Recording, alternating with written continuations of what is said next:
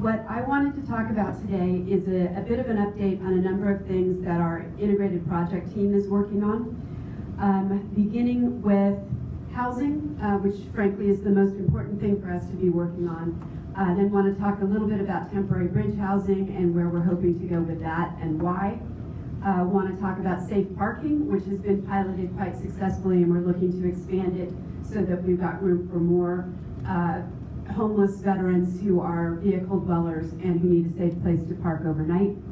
I'll talk to you a little bit about where we are with our environmental impact process, our PEIS, and talk a little bit about the South Campus major construction projects. I think sometimes we forget to highlight the fact that we've actually got two major redevelopment projects ongoing at the same time, and one of which will result in a new hospital building and some other medical buildings on this side of Wilshire, and then housing and other activities on the north side. So wanted to highlight that. We'll talk a little bit about the ongoing negotiations between VA and the LA Metro around LA Metro's proposed extension of the Purple Line onto this campus. And then finally, flag a little bit about our third-party land use audit, which is required by the VA Office of Inspector General. It's a requirement under the West LA Leasing Act, and it's about to be issued. They're required to do it 2 years and 5 years after the statute, and we're coming up on the 2-year mark, so that's the first of their audits. So, moving right along. We are about to issue an environmental assessment related to buildings 205 and 208, which abut building 209. They all share a courtyard, so that's the next phase of housing. And that same environmental assessment will also cover building 207. We can get by with an environmental assessment for those buildings because they were residential before. And so the sort of quantum of impact on the environment of renovating them into the same use is smaller, obviously, than if you tear down a bunch of buildings and build something new, or you take a building that wasn't residential and you make it residential. We are working with the developer for building 205 and 208, that the developer's working on getting financing to include tax credits and some help from the city in the form of Triple H bond funding. So that's all coming to, we hope, a successful close soon, so that construction can continue as soon as the environmental assessment is done. Those buildings, 205 and 208, will result in the delivery of another 120 units of permanent supportive housing. And then the principal developer, who we've spoken to you about before as an ongoing solicitation, the principal developer will be responsible for building 207, which is around the corner from 205, 208, and 209. So that's where we are with those. MacArthur Field. So yesterday, I had probably my single best, most exciting day in this job. Not that being with you all isn't exciting and wonderful as well, but yesterday we had a meeting with the developer that will be responsible for developing MacArthur Field. And they wanted to come in and sort of understand my philosophy, where are we with the PEIS, how will their work align with the work of the principal developer. I tend to be highly caffeinated. Yesterday I was really caffeinated, and so I was talking a mile a minute, and the developers are just as excited about what we're doing as I am. So everybody was talking a mile a minute. You would have thought we'd all been inhaling helium. But it was delightful to hear the level of excitement that these folks have around helping us to house, in particular, homeless veteran families. They have a firm belief that the 150 units that we have talked about from MacArthur Field, that's a really small number for that parcel, and they think that, informed by the studies that we're doing in the PEIS and informed by the guidance and recommendations we get from the principal developer, that we ought to be thinking bigger in terms of the number of units that will go on to MacArthur Field. That was absolutely music to my ears. More, faster, better is kind of the way we ought to be approaching housing on this campus. So that was truly delightful, and it's just terrific to sort of see people outside of the VA understanding our vision and wanting to help us achieve it. Really terrific. So what will happen there is, after the PEIS is completed, and the principal developer comes on and sort of gives us a sense of how best to phase and align housing on the campus. At that same time, the developer will be looking for financing, and we'll be developing plans. And so I am hopeful that we are beginning to build that sort of irresistible momentum that will take us into a lot of housing in a hurry. Temporary bridge housing is something we've talked to you about before. We've been in conversation with both the city and the county of Los Angeles to try to get this done on our campus. It will be both temporary and bridge, both from the perspective of the individual veterans who will have the opportunity to get off the street and into that type of housing, but also for us as we build out permanent housing. We will use temporary bridge housing to sort of begin to build capacity to get folks moving through the spectrum from being on the street to being permanently housed. There's often some time between an individual getting a voucher. There's a dachshund in the house. Sorry, I have 2 dachshunds. I can't not notice a dachshund. Anyway, so folks, homeless veterans who receive the voucher, often it takes a little while for them to find their permanent housing, and so the temporary bridge housing will provide another opportunity for us to temporarily house those folks while they are receiving services on the campus and are making their way through the process to be permanently housed. We are hopeful that we can begin construction in roughly October, November of this year, and that this temporary facility will be available for occupancy in February of next year. That's the February of 2019. That's the timeline we're working around, and we've had just wonderfully fruitful conversations with both the city and the county. Everybody wants to see this happen. There's a real need for it. The difficulty is finding places to put it. We've got a place to put it. So more to come on that. I do hope that when you all are back here, and I hope you'll be back here in December, we can take a field trip up to the North Campus and see something wonderful coming into being. So that's truly feasible. It is truly feasible. Now it's temporary. They're sprung structures. We have to do a little bit of grading of the place that it will go so that it can sit flat, but they go up pretty quick. So it's absolutely feasible. We do anticipate separate structures for men and women, and that there will also be additional sort of supportive structures for hygiene and dining, and some of the details are being worked out, but we're so close that I am quite optimistic that we're going to make this happen, and in a hurry. Megan, does that have a wraparound consideration of services Yes. that are associated? So I know that Phil's subcommittee would be very interested. Yeah, absolutely.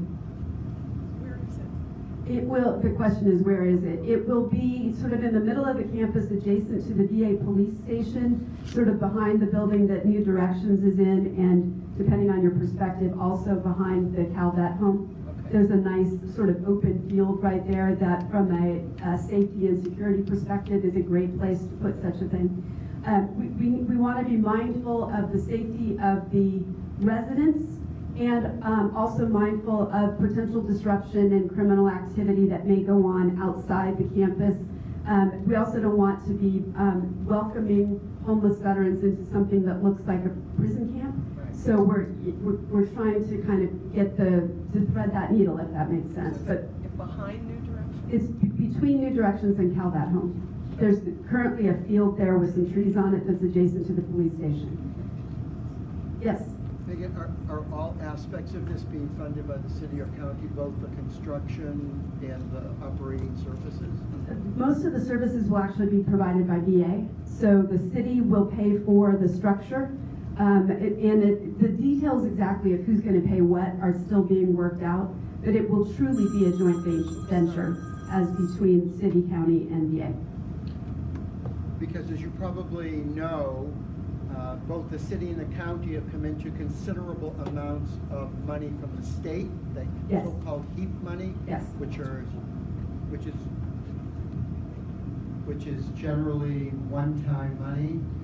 So to the degree that, given our own lack of money to do all the things that we want to do, certainly between the city and the county, there should be sufficient funding for all of them.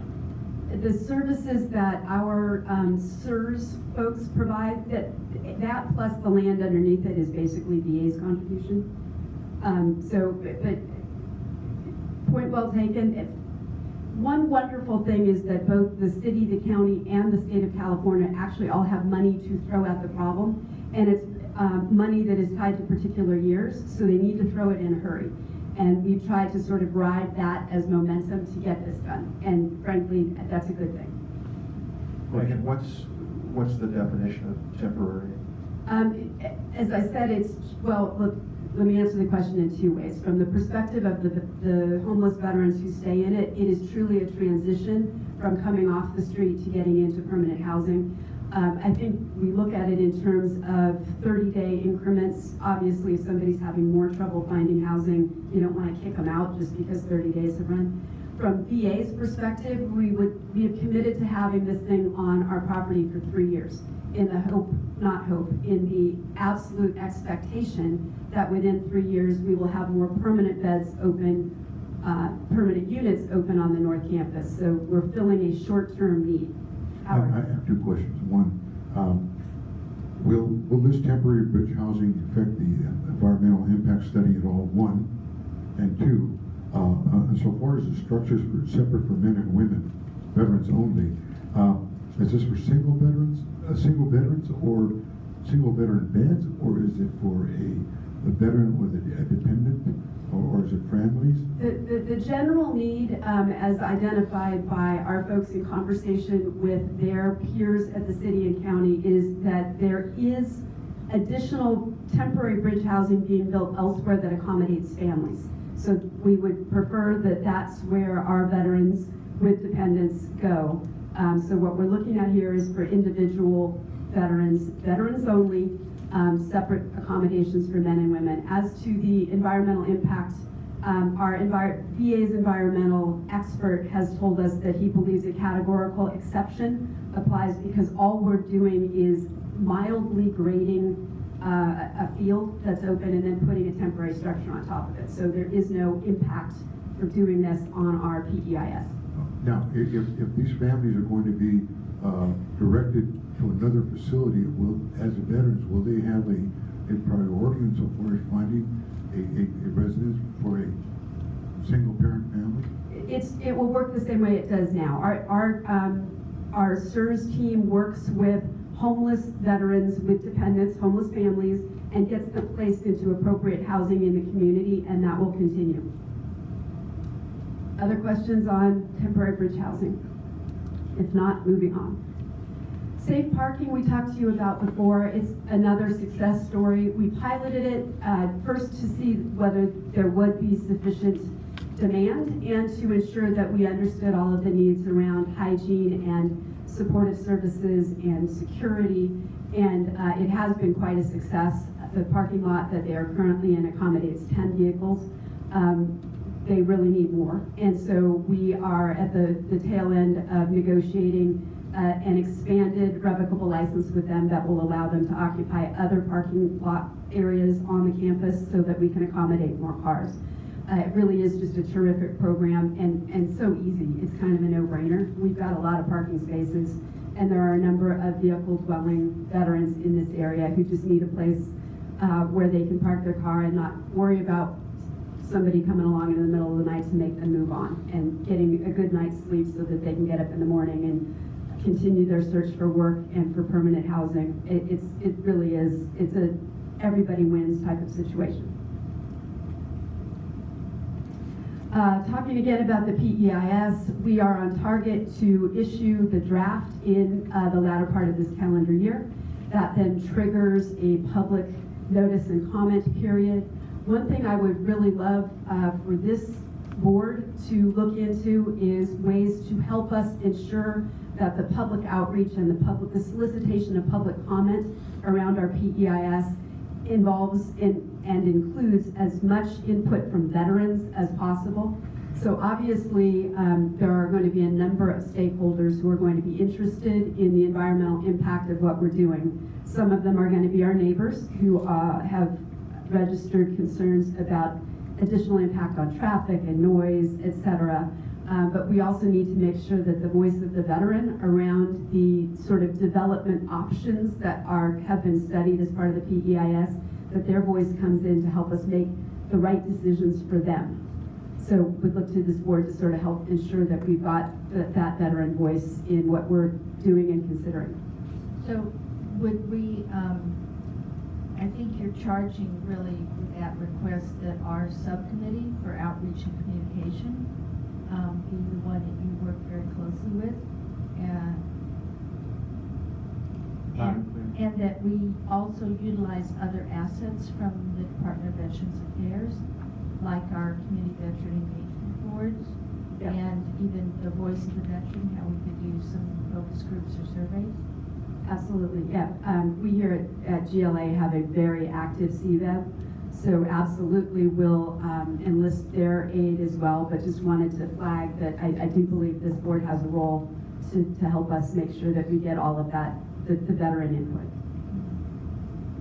Maybe, quick question, who should we work with on timing of that, just to make sure that we're all aligned on the expectations? Yeah, you just work through me, yeah, absolutely. And just to flag what will happen once we get the draft PEIS and then the public comments, and that becomes then a final record of decision, roughly middle of calendar year 2019. That will then help us working with the principal developer to understand the environmental impact of and also the feasibility of various development options. So we know that we are probably going to be looking at a combination of renovating existing buildings, building new construction. We may, after looking at all of the possibilities, decide that some of the existing buildings on the campus, particularly those that do not have historic significance, maybe need to come down to make way for new construction. So we're looking at all of those possibilities. What are the environmental and historic impacts of each of them? Principal developer will help us to understand sort of what are the economic ramifications of each of them, and then we'll move from there into an actual truly well-defined development plan that tells us what's going to go where, how do we make sure that we get all 1,200 units, how do we make sure that all of them sort of come together nicely as a neighborhood rather than as individual buildings that are not well aligned. This is a pretty picture, it's a brand new picture of the plan to redevelop the South Campus.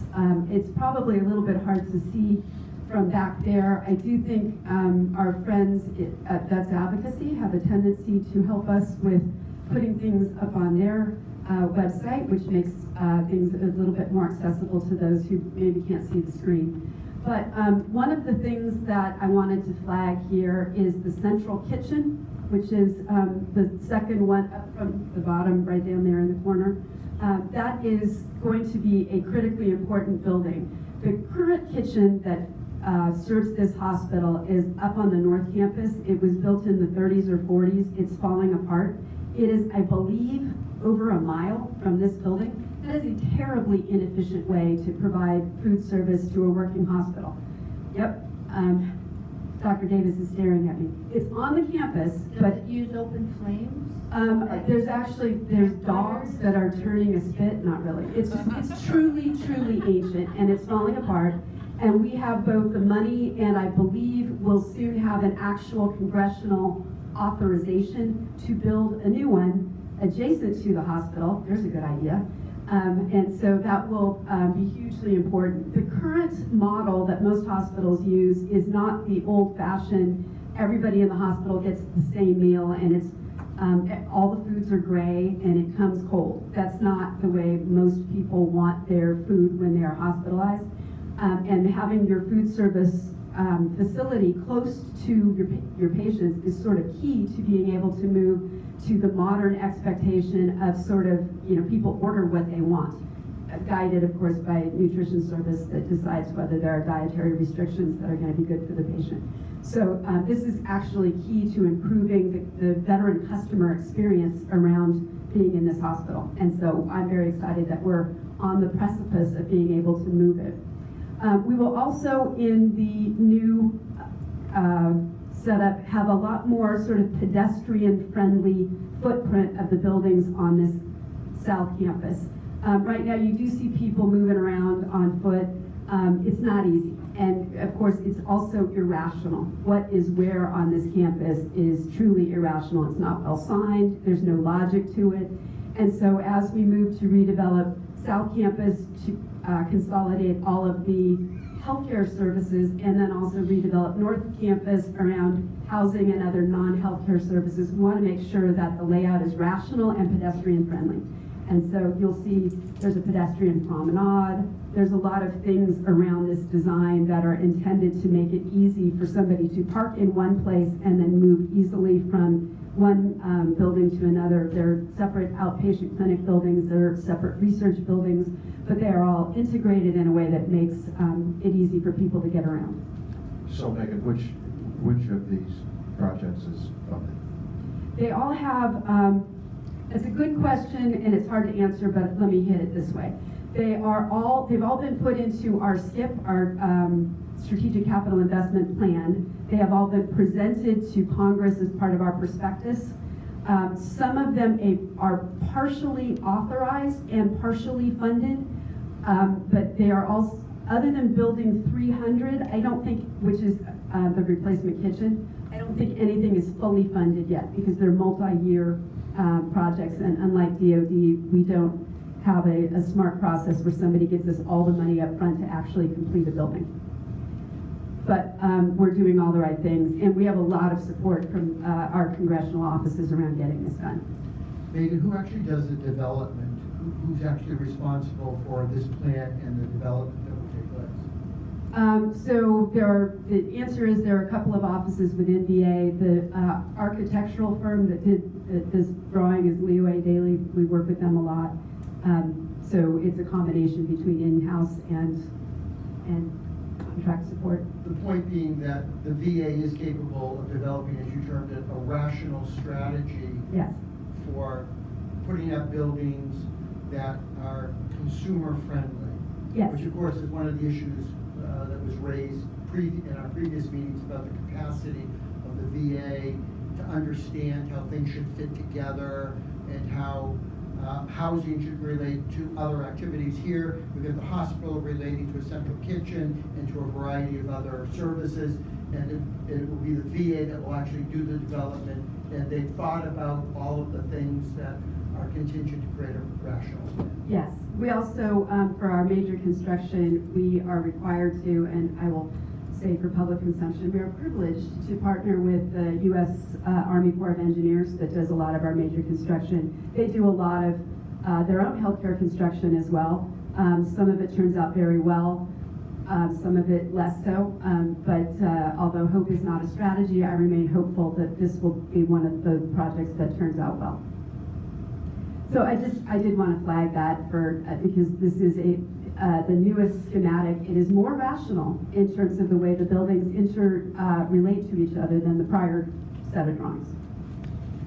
Purple Line extension. We are in negotiations with LA Metro, have been for a number of months, maybe even years. They, at least according to something I read in the LA Times a week or so ago, are apparently at a kind of a bit of a critical point in terms of getting their financing, which comes from the federal government, to complete the next phase. This is phase 3, I believe, of the Purple Line. They finished phase 2. The station that they've proposed to put on our campus would be the last in phase 3. And so they're kind of up against it from a funding perspective. We have not signed an agreement with them, but have been in productive talks about where they would construct a station if A, they were funded to do so, and B, we agreed that they should do so on this campus. It would be directly in front of this building, where there currently is a single level parking with solar panels on top of it. If the deal were to go through and they were to put a station there, they would be required as one of many mitigation strategies to build us a new parking garage to replace the parking that they're taking. On the prior slide, you see parking structure 1, which is down at sort of the bottom. That's the one that we would ask them to build for us if in fact there were a metro station where our current patient parking lot is. So more to come on that. We are, as I said, the negotiations are ongoing, but it's not a done deal. Would that remain patient parking? Would they? Yes. Facilitate? Yes. What's the fate of this building when this all takes place? So you see existing B500 podium. This would come down and be 2 stories. This building is seismically deficient. It will not fall down in the event of an earthquake. I always have to say that very quickly, but there are separate towers that house the elevators, and the concern is that a major earthquake would cause that tower to get out of alignment with the others, and it's very difficult to get surgical patients from the 6th floor out of the building if you don't have working elevators. So, this building, as I understand it, would be perfectly safe to occupy if we took it down to just the ground floor, which is below ground, and this floor. And so then this would serve as, I believe, outpatient is what, Ed, do you recall? Do you know? The outpatient is the next building. There will be an outpatient clinic next door. I don't recall what the proposed use. This will be an extension. This is an extension of the outpatient clinic. And one other thing that I will flag, because I am an optimist, this is not a done deal. I feel like the more often I say it out loud, the more likely it is to actually happen. I had an opportunity to speak with our new secretary for the first time a week or so ago, and I flagged for him that I believe this campus ought to become a pilot site under something called the Chip-In Act, which allows VA to accept donated, all kinds of things, to include donated construction of a building on a VA campus. The Chip-In Act allows the secretary to designate 5 pilot sites to participate. I believe that would free us up to partner with wonderful folks around perhaps our outpatient clinics or our research buildings. We do have a couple of very close academic affiliations in town with folks who may want to partner with us around buildings like that. And then that same Chip-In Act authority might allow us freedom to accept donated construction of non-healthcare buildings on the North Campus. So I plugged it. The secretary made all the right favorable noises and also promised to make a trip out here as quickly as he could. So more to come on that. Right now that's just my pipe dream, but it just seems so logical. Why can't we just go ahead and do it? Megan, thank you for letting us know. Can you help, maybe not now, but while we're getting together today, some recommendations that may be relevant to that, and even the subcommittee makeup, can you help us understand more the Chip-In so that the subcommittee understands what that is and what that would be, and how their recommendations might endorse that? Absolutely. So let me just flag very quickly, and then we can get into much greater detail if anybody cares later. VA has always had the authority by statute to accept donations, pre-existing statutes having nothing to do with the Chip-In Act. My reading of them, and I am not a real estate lawyer, but I can read a statute, and the way that the pre-existing statutes read, I believe the authority that the secretary has to accept donations having to do with VHA facilities, Veterans Health Administration facilities like this one, is limited to accepting donations that increase access to healthcare. I don't know that accepting a donation from some wonderful angel to build us a town center on the North Campus could be argued to increase access to healthcare. In fact, I think it probably doesn't. The Chip-In Act, however, is not limited to what the end use of the donated construction is. It's much more open, and that's why I do think it would be a good idea for the secretary to designate this campus as a pilot under the Chip-In Act to give us that greater flexibility around accepting donations. Well, then you can see the value of having you coordinate with the committee to have them reinforce that. So Yep. thank you for bringing that up. Absolutely. Quick question on the Purple Line extension. Speaking for the voice of the veteran on the community engagement, I've heard over the years that transportation to this campus is one of the largest issues, especially being an Angelino myself. What can we do as a board to help kind of move this along? And is that trying to get money for Metro to continue to press it? And then also to, facilitate the negotiations to turn your ifs to more of that this is going to happen. So I think the ifs on the metro financing side may be beyond both the purview and even the power of anybody in this room. There are a lot of competing demands on not enough dollars, and I think that's sort of the issue there. The one thing that I would love to get the help of this board on, assuming LA Metro gets its funding and their Purple Line extension is a go, I want to make sure that we understand full well the preference of all veterans that use this campus around options to mitigate the impact on their access to this hospital and on other things associated with having first of all, having construction going on for several years to build a metro station, and then having that metro station occupy the campus permanently. We know that we have, and we've been unequivocal and very clear with LA Metro, there cannot be parking associated with a metro station on this campus that is open to the public. We will not accommodate a public parking lot on this campus. That's inconsistent with the West LA Leasing Act. It's inconsistent with the original deed of this property. That would be a public-facing benefit, not principally benefiting veterans. But in addition to knowing what we can't do, there are lots of things that we can do and that we can ask LA Metro to do to mitigate the impact on veterans who either are receiving care on the South Campus or are living on the North Campus or receiving services on the campus. We need to mitigate the impacts on them of having a metro station located on the campus. Some of those impacts clearly are going to be benefits. People suddenly have a mass transportation opportunity to get to this campus. Many of us would take advantage of it. God, I would kill for that with my 2 hours each direction commute. I would much rather be at least sitting on a train where I could read rather than sitting behind the wheel where all I can do is swear. But there are also going to be, and the other, even if you're not taking advantage of the mass transportation yourself, you're probably going to be in less traffic, even if you choose to drive here, because other people are taking advantage of it. So there's positive impacts, but there are also potentially negative impacts, particularly during construction. And one thing that we know we are going to need to take into account is the fact that some of our veterans, those who have PTSD or who have mobility challenges, are going to need great clarity around what are going to be the impacts to me as I try to get to my services on campus today. Where is the construction today?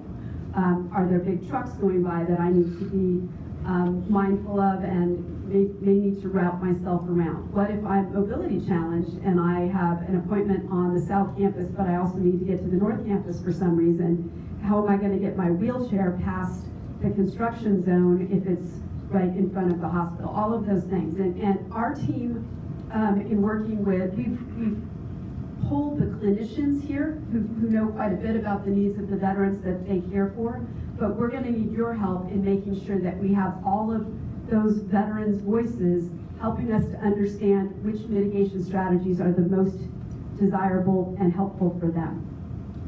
Megan, go back to the chip-in act for a second. Is there a sunset clause on that?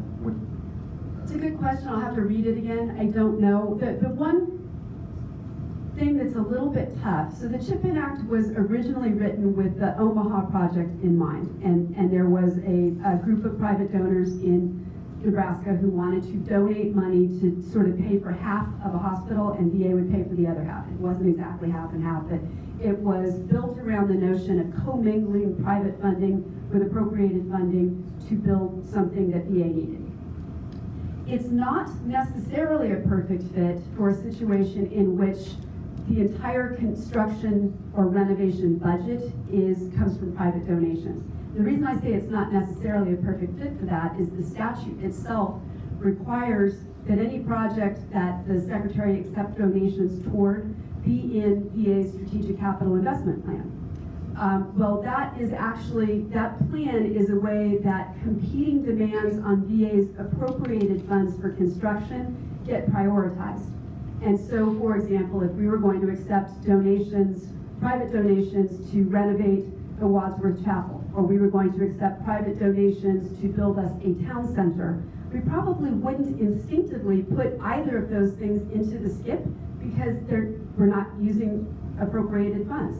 And from a more practical perspective, the way that VA policy has things scored in the skip, is they're based on the number of veteran patients who will benefit from building whatever it is that we're building. And so it's a little bit of a square peg, round hole thing, but if we have to go through the motions of putting things in the SCIP in order to be able to accept donations under the CHIP Act, we'll do that.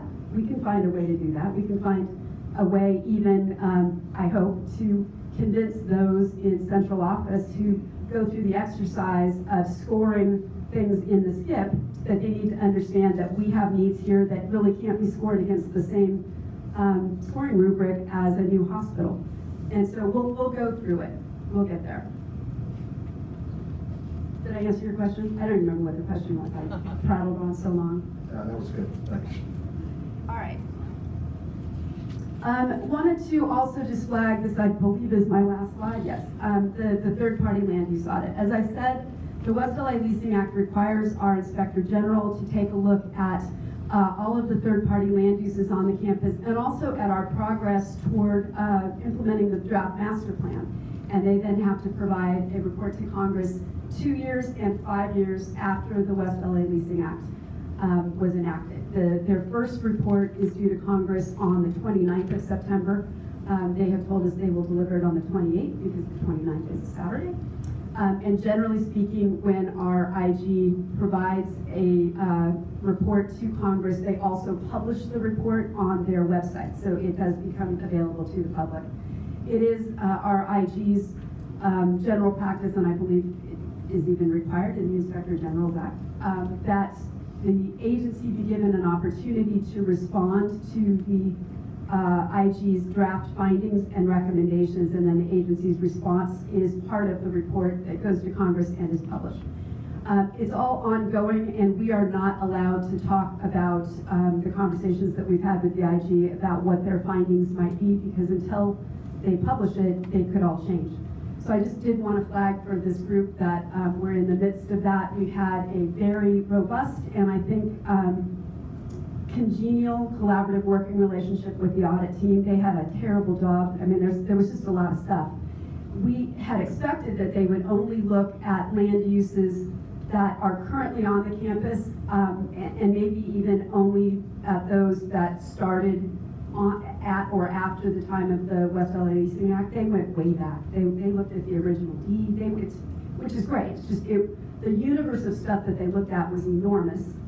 And we'll see what the final report says. So I just wanted to flag that for you. One thing I know that they're going to find is that we are behind on the timeline that was in the draft master plan for delivery of housing. So stipulated. That timeline caveated that a lot of things would have to fall into place, including an environmental impact study. I don't think that timeline really took into account all that was required to complete a PEIS. In fact, I know it didn't. So yes, we're behind, and that's why I drink too much coffee and try to get people excited about what can we do to accelerate. So that's, I think, all of my slides. Questions? Just, that's a great point that you just made. I've been following the timeline that you gave us, stated June 11th. Been remarkably consistent and staying with that. But could you all update that for us a bit? Absolutely will. And I do want to flag, it will probably change repeatedly over time, you know, depending on what the development scenarios are that we end up recommending or going with based on the PEIS and whatever the principal developer suggests, and based on the availability of private funding. There's so many variables that all have to fall into place that are completely outside of VA's control. But I believe it is my job to do all that I can to instill in everyone, whether they work for VA or not at all, the sense of urgency that we need to get this done. So I'm not asking your forgiveness in advance. I'm just telling you the timeline's going to slide, and then maybe we'll catch up. We'll even get ahead of it, and then it'll slide again. That's how construction works, and that's particularly how construction in the federal government works. Yeah, I appreciate that, and just include a few things on there that you talked about today, like release or deliver the IG report, stuff like that. Quick question about the Chipman Act.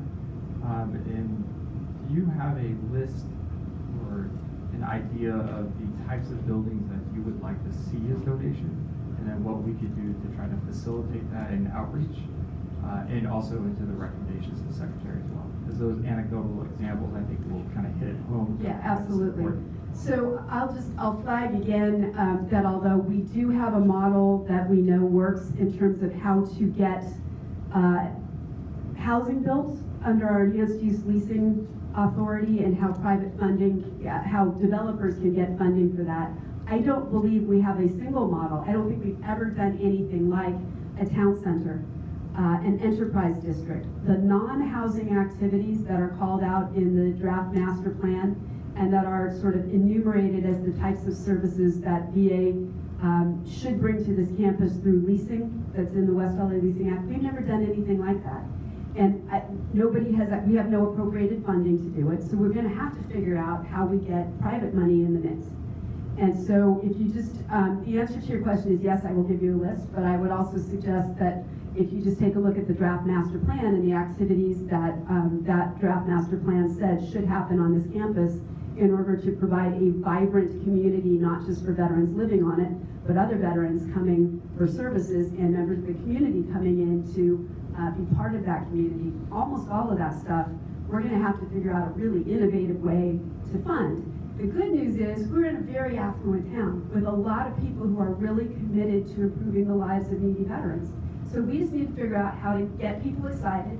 I still think naming rights has to be part of it. We probably need somebody, we either need an act of Congress that says VA can provide naming rights to those who donate the work on this campus, or we're going to need specific acts of Congress naming each building. But I would love to see a Walt Disney Town Center at VA West LA. I don't know about Walt Disney. Whoever, we won't be picky. If you've got a big checkbook, come talk. Other questions? I would say this, Megan, if there are examples on other VA Medical Center campuses, there's nothing like this, but if there's any other examples anywhere that exist, obviously that would be good to share. I am not aware of any, but I do know, I think it was in Black Hills when we were kind of closing down a medical center, we did some innovative things to preserve some historic buildings. My vague notion is that some of the money to do some of that may have been donated, but I don't know that for a fact, and I need to do some more research. Okay, we can address the naming issue, separately, and there are a lot of different ways to do parts of that, or programs within buildings, or other things like that, I think, too. So I would suggest to the subcommittees that we have just had a request for, pretty clear for assistance that is significant in terms of their ability to do the job, and that all three of our committees should be looking at this as a area they can make a recommendation in, and perhaps they might even come together with, ultimately we'll have one or two recommendations we all approve. But I think this is right for services, certainly, and for the innovation that some have been doing in this room throughout the community in LA. Yeah, absolutely. I mean, there are wonderful examples all over this community of partnerships, public-private, et cetera. And so I think we just need to figure out where has it worked before and how can we replicate it on this campus, notwithstanding the sometimes irrational limitations of federal law. Would this necessitate the Office of Strategic Planning involvement? Or can it just be done through facilities? That's a really good, we've never done it before, right? I mean, I think what we're talking about is brand new in the history of VA. So exactly which offices need to play which role, I don't know. But I'm wide open to help them, anybody who wants to help. Other questions? Yeah, I do have a question, Mrs. Howard. You've indicated on this environmental and historic due diligence that there will be some renovations, building new construction, and apparently demolition for the new buildings. Is that correct? I said those are all options. Those are all We won't options. know until we're done with the PEIS, which are the preferred options. Now, has there been an assessment or an audit of the existing facilities there insofar as vacant buildings or buildings that are currently occupied to direct that potential building option? Yeah, absolutely. That's all part of the studies that go into the PEIS. What's here? What is it? What end uses can the existing buildings be put to? Yeah, that all is part of the PEIS. You inventory what you have, and then you look at whether renovating what you have is your best approach, or whether some other approach would be better. And is that particular study, apparently it's not completed, is that correct? The studies have been done, but now need to be synthesized into the draft programmatic environmental impact study, which is then the document that will be published toward the end of this year. And that's when the studies themselves will be made public. Thank you. So just to mention, I've been informed that apparently in Omaha, there is this example of half-fed, half-private moving forward to create a building. Ed confirmed. It's a hospital, right? Yeah. It's outpatient. It's an outpatient clinic. It's a healthcare facility. Yes. So there is at least that example. exactly. Some precedent. Yep. This is not extraordinary in the sense that there is something moving forward literally right now that is utilizing this kind of strategy. And that's why the Chip-In Act was passed, was to allow that to move forward, because we had this donor group that had money that they wanted to provide. How do you spell that? Chip-In? Yeah. It's CHIP space IN. It's an acronym. Chip-In. Chip-In Chip-In. Act Chip-In. allows the private sector to chip in Chip-In. to help build VA facilities. And it stands for something. It's a very creative acronym, but it's more words than I can remember, so it's Chip-In. Other questions? Yeah. Kind of a half comment and question. I didn't see a slide on here about it, but something that happened over the summer that's happened in many summers past on the VA campus. Let's share for all the non-Angelinos in the room and on board that we have Shakespeare in the Park in Los Angeles here at the VA campus, starring Tom Hanks as well as other big name actors. And you have a very, very great audience that attends that as well. So there are unique and magical things that happen in Los Angeles that I think we can use the Chip-In Act to really kind of have the opportunity to close some of these gaps that you've addressed, Megan. So thank you for identifying these things. The Lieutenant Dan Memorial Town Center at West LA VA, correct? You're right. And again, we welcome all partners. Other questions? I see no hands going up, and so I'm going to get out while the getting's good. Chi, do you want to take this back? Thank you very much, Megan.